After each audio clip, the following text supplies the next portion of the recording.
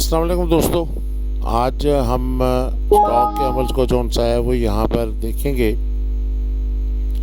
कि ये जो हमारे पास एक स्टॉक क्रिएट हो रहा है इसके पीछे क्या लॉजिक्स है और हम इसे कैसे डिज़ाइंस करते हैं, क्योंकि आमतौर पे ये एक मुश्किल अमल होता है सॉफ्टवेयर्स के अंदर। और मुश्किल होने की बेसिक वजह ये होती है कि एक चीज़ कई दफ़ा सेल हो रही होती है और मुख्तलिफ बिल्स में उसकी एंट्री होती है, और एक चीज़ कई दफ़ा परचेज़ होती है और मुख्तलिफ डेट्स में उसकी एंट्री होती है। तो इन सबको कंबाइन करके हम जो सा है वो स्टॉक उससे क्रिएट करते हैं। लेकिन नए आने वाले लोगों को हो सकता है कि ये कुछ थोड़ी सी एक उलझन का बायस बनती हो, लेकिन ये कोई ऐसा मुश्किल अमल नहीं है एक्सेस में, क्योंकि ये स्पेशली एक्सेस डिज़ाइन ही इसी पर्पज़ के लिए किया गया है कि डेटाबेस है तो इसके अंदर वो बड़े आसान से तरीक़ेकार से हम उसे हैंडल करेंगे।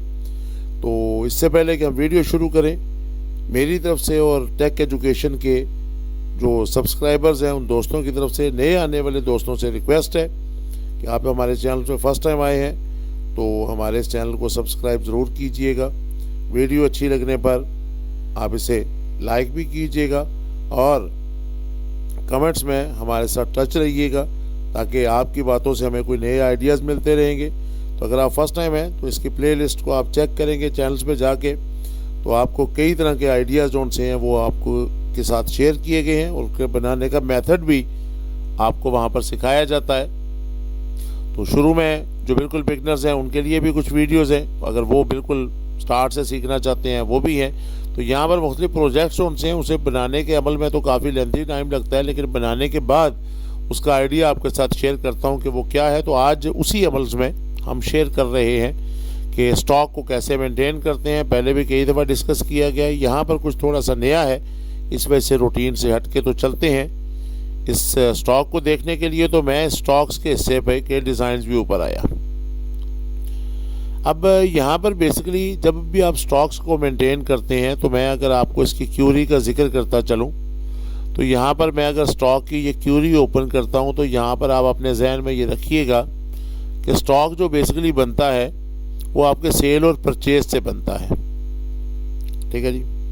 जब तक आपके पास स्टॉक बनाने के लिए सेल और परचेज दोनों टेबल नहीं होंगे आप स्टॉक नहीं बना सकते। तो लिहाजा जहाँ पर भी आपको स्टॉक से रिलेटेड काम करना हुआ वहाँ पर आपने उसकी परचेजिंग की एंट्री भी करनी है और सेल की भी एंट्री करनी है। जैसे कि हमारी इस फाइल के अंदर जो ये फ्लेक्स परचेजिंग है और जो हमारे पास जॉब ऑर्डर्स है ये सेल है। अब यहाँ पर आकर स्टॉक्स मेंटेन करने में हमारे पास तीन चीज़ें काउंट्स हो रही थी। एक तो मीडिया कौन सा है, कितने ग्राम का है, कौन सी टाइप है, चाइना है या कौन सा है, और उसकी हाइट कितनी है। तो ये तीन चीज़ें भी हमें यहाँ पे कॉल करनी पड़ी। और फिर उसके बाद जिस पर हम उसे परचेज़ कर रहे हैं, क्योंकि पहले हमने परचेजिंग की एक क्यूरी बनानी है, फिर हमने सेल की एक क्यूरी बनानी है और फिर परचेजिंग और सेल की क्यूरी से स्टॉक की क्यूरी बननी है। ये इसके पीछे लॉजिक ध्यान में रखिएगा। तो यहाँ पर आकर जी हमने ये बेसिकली तीनों टेबल से वो कॉल किए कि जो जो हमारे पास कैटेगरी थी। मिसाल के तौर पे अगर हम कहते हैं जी हमारे पास कोई एक शॉप है जिसमें हमारे पास आइटम्स हैं, तो उन आइटम्स की कैटेगरी नहीं है, हम कहते हैं वो सिंपल जी हमारे पास चीनी है, तो फिर वहाँ पर हम चीनी को रखेंगे। लेकिन अगर हम वहाँ पर आकर कहते हैं जी चीनी का हमारे पास पैकेट आधा किलो का भी है, उसके मतलब ग्रामेज के हवाले से फ़र्क है, तो फिर आप वहाँ पर उसे अलग अलग कैटेगरीज में लेकर आएंगे। तो ये तीन वो टाइप्स हैं और ये परचेजिंग है कि हमने किस डेट को कौन सी टाइप, कौन सा मीडिया, किस साइट पे कितने का परचेज़ किया है, तो ये वो ऐड किया है। अब ग्रुप बनाते हुए आपने जो चीज़ देखनी है वो ये देखनी है कि जब आप समरी बनाते हैं तो यहाँ पर ये टोटल्स की ऑप्शन आती है, आपने इसे क्लिक करना है जिससे आपके पास ये टोटल्स वाली एक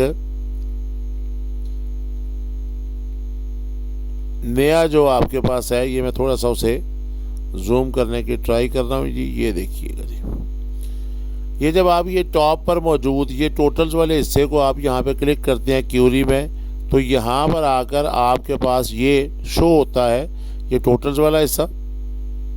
इसमें जहाँ जहाँ आपके पास टेक्स्ट लिखा होता है आपने ग्रुप सेलेक्ट करना होता है। मिसाल के तौर पे आपने चाइना फ्लेक्स लिखी हुई है तो चाइना जितनी भी होगी ये आपस में प्लस नहीं होनी, ये ग्रुप्स करना है ताकि सेम डाटा जो सा है वो एक तरीके से इकट्ठा हो। ये आगे फिर जो सा है ये परचेजिंग इंचज़ में है, तो ये नंबर्स हैं, यहाँ पर आपने सम का फंक्शन इस्तेमाल किया है। ये जब आप यहाँ पे क्लिक करते हैं तो ये आपको ये सारी ऑप्शन दे देता है। तो आप यहाँ से स्टॉक बनाने के लिए आमतौर पे सम ही किया जाता है, तो इस वजह से आपने वो सम के फंक्शंस को वहाँ पे क्लिक किया।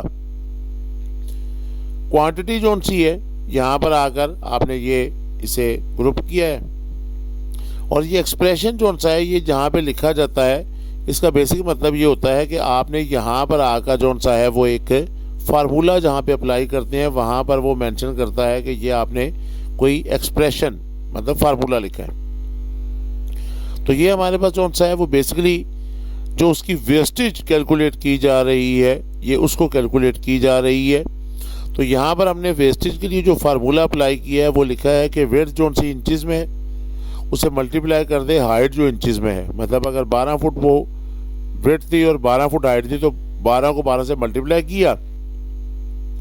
अब जब हम उसे प्रिंट करते हैं तो हमारे पास वो उसे डिवाइड किया है 12 पे और फिर डिवाइड कर दिया है 12 पे। ये हमने उसकी वेस्टेज को जो सा वो कैलकुलेट कर रहे हैं। तो चूँकि ये लंबाई और चौड़ाई है, स्क्वायर फिट है, तो इस वजह से हम जोन सा है वो उसे इस फार्मूले के साथ मल्टीप्लाई कर रहे हैं।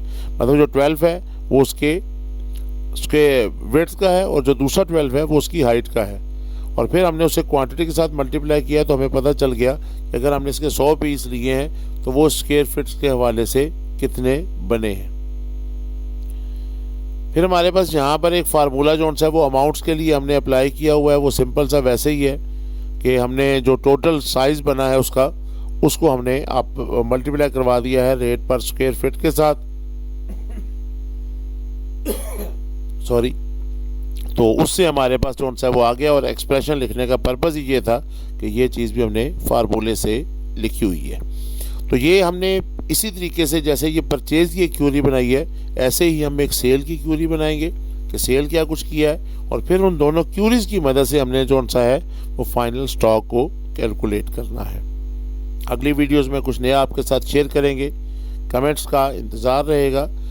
कमेंट्स लिखने में कोताही ना किया करें। आपके छोटे से एप्रिसिएशन से हमें जौन सा है वो नया आइडिया और एक शौक़ पैदा होता है और जिससे हम नए से नया आइडिया आपके साथ शेयर करते हैं। तो मैं कहूँगा कि वो कमेंट्स लिखने की कंजूसी ना किया करें, अपने राय का इज़हार किया करें। इससे हमें एक एप्रिसिएशन मिलती है और नए से नया आइडियाज़ आपके साथ शेयर करते हैं।